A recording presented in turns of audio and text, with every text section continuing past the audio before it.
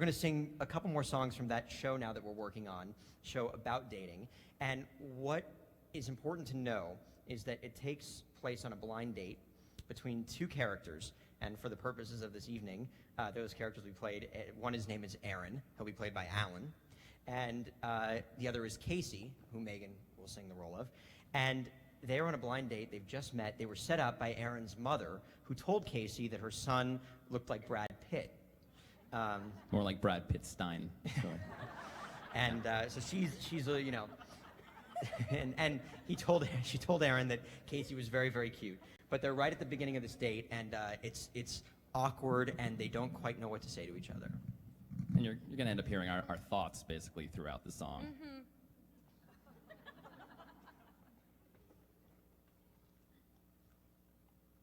So, am I? Are you what? Cute. What? What kind of a question is that? Well, am She's a little artsy. She's hip and cool. She's just like all those girls that ignored me all through school. She's kinda indie and pretty hot.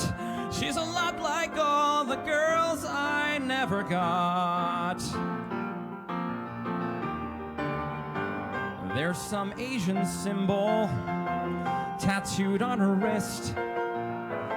She's got the kind of lips that are begging to be kissed. She's sorta hostile. Her guns are drawn. Is it weird or just screwed up that I'm turned on? But that's just a first impression. I could be totally wrong. It's only a first impression. And maybe she's a stuffy and conservative Republican who's still a virgin, never goes past second base, suppressing every single urge until she marches down the aisle and finally ties the knot. She could want a kid or two or three and have the sweetest family, hell, even have a PhD. Yes, that's who she could be. I'm waiting. Yes, you're very pleasant looking. Pleasant looking? I mean hot, desirable, stunningly beautiful, I don't know. Clearly you make me nervous, so that has to count for something, right?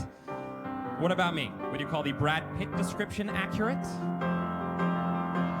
He's a little stuffy and overdressed.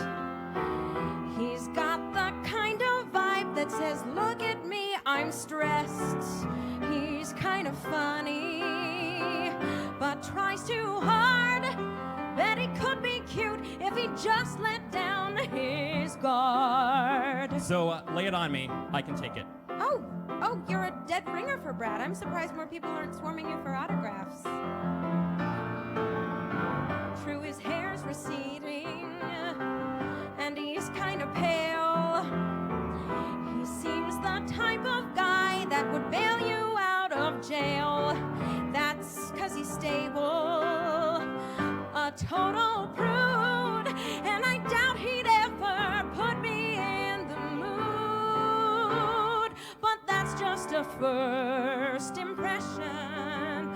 I could be totally wrong. It's only a first impression. And maybe he's a freaky and uninhibited, ungodly tiger in the sack who drives a Harley, hits the gym, and makes his money dealing crack to Crips and Bloods and other gangs who cower at him in fear. He could love a random shooting spree or run the mob in Sicily and not take any shit from me. Yes, that's who he could be. I once met a girl who was sweet and shy. It turned out she worked in porn. I dated an outwardly awkward guy, but in bed he was Casanova reborn. We are clearly as different as day and night. She's a bit of a bitch. He is way too uptight, but that's just a first impression. I could be totally wrong, it's only a first impression. And though the impression is strong, it never can hurt to question.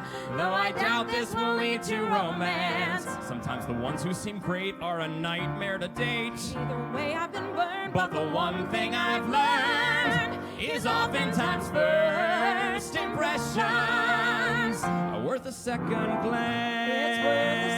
It's worth a second glance. A second glance.